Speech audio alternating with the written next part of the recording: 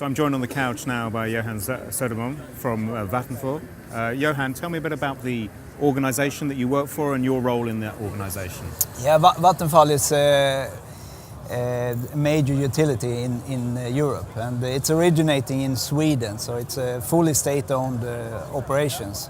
But we have, during the last 15 years, expanded out in Europe. So now we're operating in, apart from Sweden, we're operating in Germany and Netherlands as well. So Sweden, Germany, Netherlands. Just tell me a bit about the different challenges in those different markets.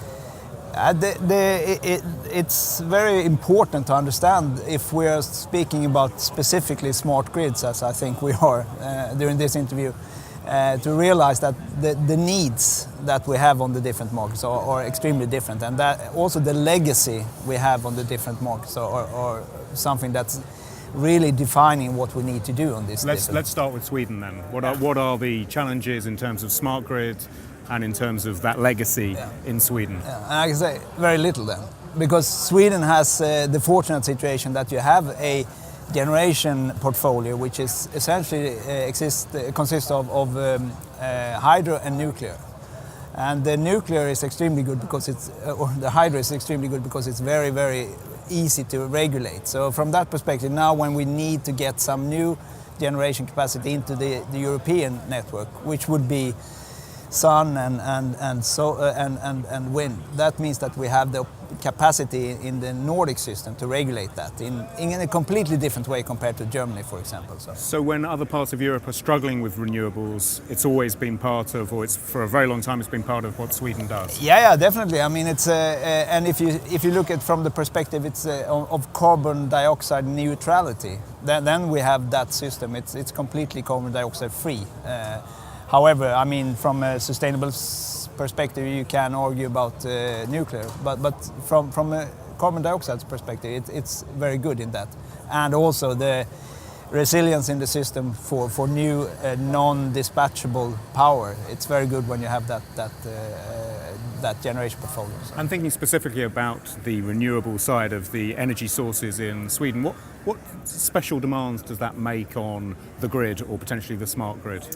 Yeah, it's from that perspective, we have had a system where we have tried to get renewables into the system for a long time.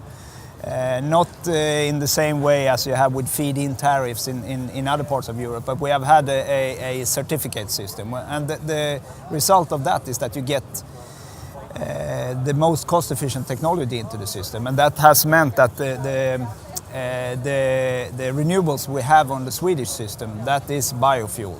So all the heating, for example, is based on wood chips. And lately the electricity generation that's been added has been by adding turbines to these, in an easy way to put it. So biofuel has been the first wave of renewables coming into the system. The second wave now is wind power coming in, which is financed sort of in the same way with this certificate system. And give me a sense of the percentage of the power that's generated by those means.